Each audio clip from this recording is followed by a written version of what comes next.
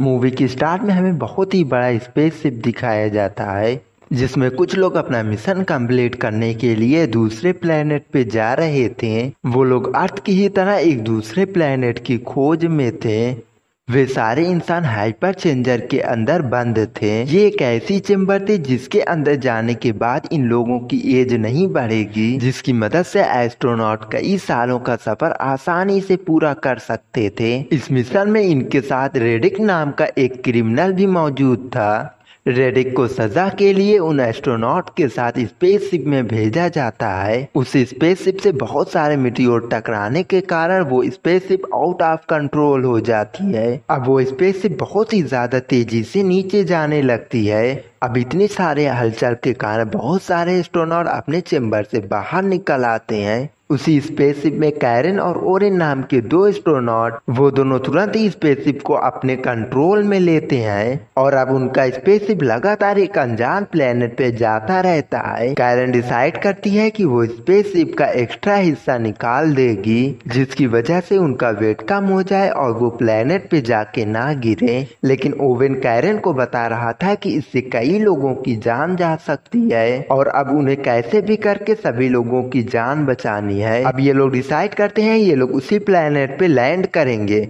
कुछ देर बाद इनकी क्रैश लैंडिंग हो जाती है उस प्लेनेट पे। इस हादसे से सभी लोग बच जाते हैं और वो रेडिक नाम का क्रिमिनल वहां से भाग जाता है। जॉन नाम का दूसरा एस्ट्रोनॉट रेडिक को वहां ना पाके एकदम से घबरा जाता है। उसने अपने सभी ग्रुप के मेंबर को ये बता दिया था कि रेडिक अब आजाद हो चुका है और वो बहुत ही बड़ा क्रिमिनल है, इसलिए इन लोगों को चौकन्ना रहना होगा। जब ये लोग बाहर निकले तब इन्हें पता चला कि इस प्लेनेट पे ऑक्सीजन काफी अच्छा है, जिससे ये लोग काफी अच्छे से सांस ले पा रहे थे। लेकिन हैरानी की बात ये होती है कि इस प्लेनेट पे एक नहीं बल्कि तीन सूरज होते हैं। इस प्लेनेट पे दूर दूर तक कहीं भी एक भी पेड़ पौधे नहीं मौजूद थे, क्योंकि तीन सूरज होने की वजह से यहाँ का टेम्परेचर बहुत ही ज्यादा बढ़ चुका था।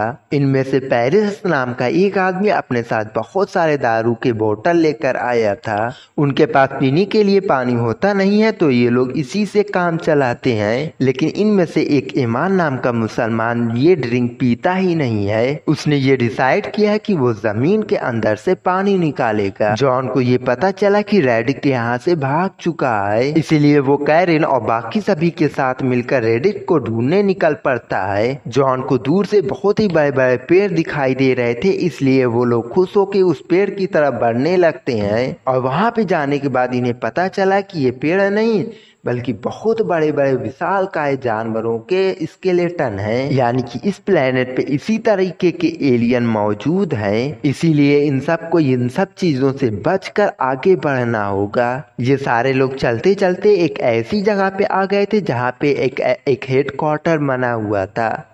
वहाँ पे बहुत ही अलग अलग टाइप की मशीन मौजूद थी, मानो कि इस जगह पे इंसान पहले ही रिसर्च करने के लिए आ चुके थे। जॉन और बाकी सभी मेंबर उस जगह की टेक्नोलॉजी को देखने लगते हैं। कैली जब और भी डिटेल से देखने के लिए अंदर बढ़ती है तब उसे प्लेनेट की सारी जानकारी मिलती है। असल में 3 सूरज होने के कारण इस प्लेनेट पे कभी भी रात होती ही नहीं थी। कैलिन को यहाँ पे बहुत ही एडवांस स्पेसशिप मिलती है।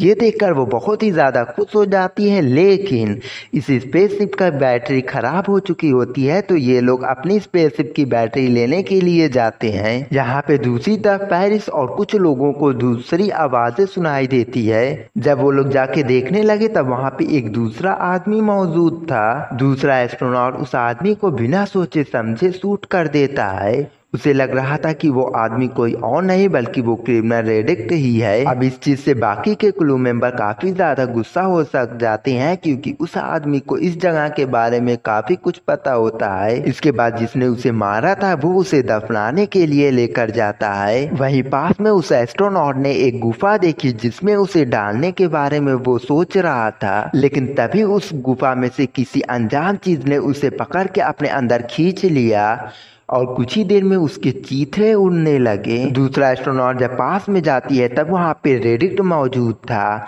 उसे लगता है कि उसे रेडिक्ट ने ही मारा है। फीमेल एस्ट्रोनॉट ने बाकी सभी लोगों को ये बात बता दी थी कि रेडिक्ट ने ही उसे मारा है चाकू से। जॉन और बाकी टीम वहाँ पे आके रेडिक्ट को फिर से पकड़ लेती है। रेडिक्ट को स्पेसशिप में बंदी बना लिया जाता है। कैरिन उससे पूछती है कि उसने हमारे आदमी को क्यों मारा है, लेकिन रेडिक्ट साफ साफ कहता है कि उसने उसे नहीं मारा है। हाँ, उसने काफी लोगों का मर्डर किया है लेकिन उसे नहीं मारा है। रेडिक्ट उसे बताता है कि इस प्लेनेट पे उससे भी ज्यादा खतरनाक क्रिएचर है जो कि किसी भी पल हम सभी को मार के जा सकते हैं यहाँ से। ये बात सुनने के बाद कैरिन उस गड्ढे के अंदर जाती है और वहाँ पे कुछ देर इन्वेस्टिगेशन करने के बाद उसे पता चलता है कि उसके आसपास कोई तो है जो उसके ऊपर नजर रख रहा है उसके ऊपर हमला करने के लिए। कैरिन काफी ज्यादा डर जाती है और बाकी क्रू मेंबर उसे वहाँ से बाहर निकाल लेते हैं। वहाँ पे वो बताती है कि उनकी ग्रुप का मेंबर रेडिक्ट ने नहीं बल्कि किसी और ने किया है। अब जॉन रेडिक्ट के पास आके उससे एक डील करता है। जॉन कहता है कि अगर रेडिक्ट उसकी यहाँ से निकलने में मदद करेगा तो वो लोग उसे हमेशा के लिए आजाद कर देंगे। रेडिक्ट इस बात के लिए मानता तो नहीं है लेकिन काफी ज्यादा करने के बाद वो इस बात के लिए मान जाता है। अब ये लोग सबसे पहले स्पेस स्टेशन में जाते हैं मदद लेने के लिए। वहीं दूसरी तरफ इमाम और उसके बच्चे ने जमीन से एक मशीन का यूज करके जमीन से पानी निकाल लिया था और अब उन्हें पानी की टेंशन लेने की कोई जरूरत नहीं है। यहाँ पे कैरिन और जॉन स्पेसशिप में कुछ बातें कर रहे थे। जॉन कह रहा था कि भले ही रेडिक्ट हमारी मदद करने के लिए रेडी हो गया है लेकिन वो कभी भी हमें धोखा दे सकता है।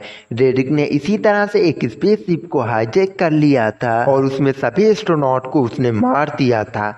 रेडिक्ट का कोई भरोसा नहीं कर सकते हैं। अगर ये लोग स्पेसशिप को स्टार्ट कर देंगे तो रेडिक्ट इन लोगों को यहीं पे छोड़ के भाग सकता है। अब इन सभी को रेडिक्ट के ऊपर शक होने लगता है इसलिए सारे मेंबर बैठ कर प्लान बनाने लगते हैं कि इस प्लेनेट से कैसे निकला जा सके। लेकिन तभी इमाम बताता है कि उसका बेटा बेसमेंट में फंस चुका है। उस बेसमेंट के अंदर बहुत ही खतरनाक उड़ने वाले क्रिएचर मौजूद थे। ये लोग इमाम के बेटे पे हमला कर देते हैं। इमाम और बाकी सभी लोग उसे बचाने के लिए बेसमेंट में आ जाते हैं।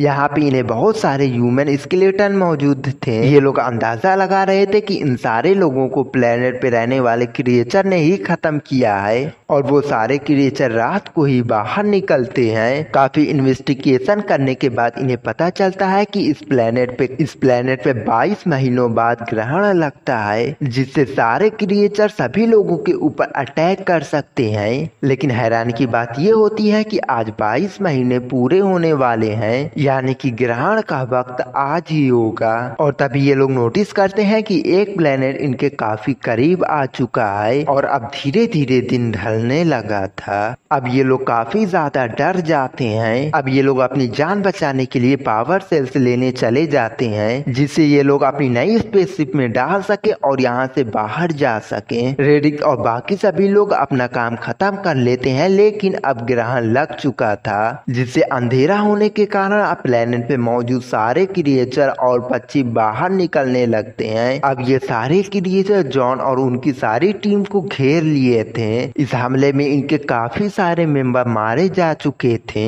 लेकिन रेडिक्ट उन क्रिएचर से आसानी से बच जाता है। अब उन्होंने वहाँ पे पावर सेल्स निकाल के वहाँ पे लाइट मौजूद कर दी थी और वो क्रिएचर लाइट के ऊपर हमला नहीं करते थे। अब उन लोगों को एक मौका मिल गया था क्रिएचर से बचने का। वो लोग सही सलामत स्पेसशिप तक पहुंच जाते हैं लेकिन पेरिस डर के मारे उन सब से अलग हो जाता है और अब उनकी लाइट्स भी खत्म हो गई थी जिसके अगले ही पल वो लोग क्रिएचर उनके ऊपर हमला कर देते हैं। रेडिक्ट को समझ में नहीं आ रहा था कि वो क्रिएचर इन्हीं के ऊपर क्यों हमला कर रहे हैं।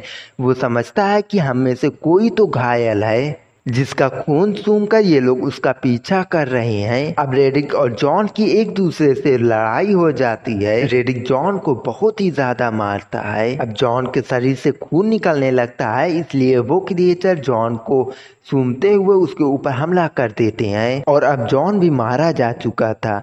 रेडिक्ट और कैलेरिन यहाँ से भागते हैं सभी को लेकर लेकिन इनकी किस्मत इतनी ज्यादा खराब थी कि वहाँ पे पानी बरसने लगता है जिससे उनकी मशाल बुझ जाती है। अब उनसे बचने के लिए रेडिट और बाकी सभी लोग एक गुफा में पहुंच जाते हैं जहाँ पे बहुत सारे स्केलेटन मौजूद थे। रेडिट कहता है कि तुम सब यहीं पे रहो, वो जा रहा है पावर स्टोन से उस स्पेसशिप को चालू करके यहाँ पे लेकर आएगा, क्योंकि रेडिट अंधेरे में भी देख सकता है। सभी लोग इस बात से मान जाते हैं और रेडिट स्पेसशिप लेने के लिए चला जाता है। लेकिन कैरोलिन को रेडिट के ऊपर भरोसा नहीं था। उसे लग रहा था कि स्पेसशिप मिलने के बाद रेडिट यहाँ से अकेला ही चला जाएगा। अब कैरोलिन बिना बताए उसे उसका पीछा करने लगती है। कैरोलिन जब उसके पास पहुंचती है तब उसका शक एकदम सही निकलता है।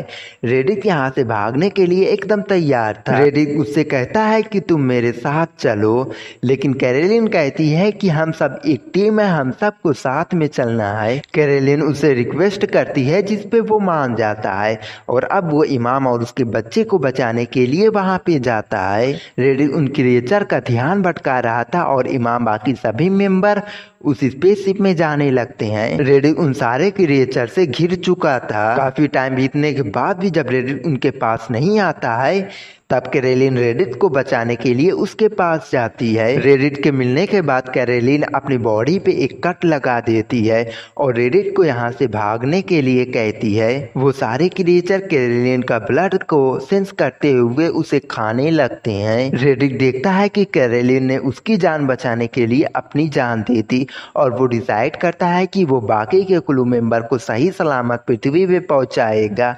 और इसी के साथ हमारी ये मूवी यहीं पे खत्म हो जाती है। तो लाइक और सब्सक्राइब ठोक देना।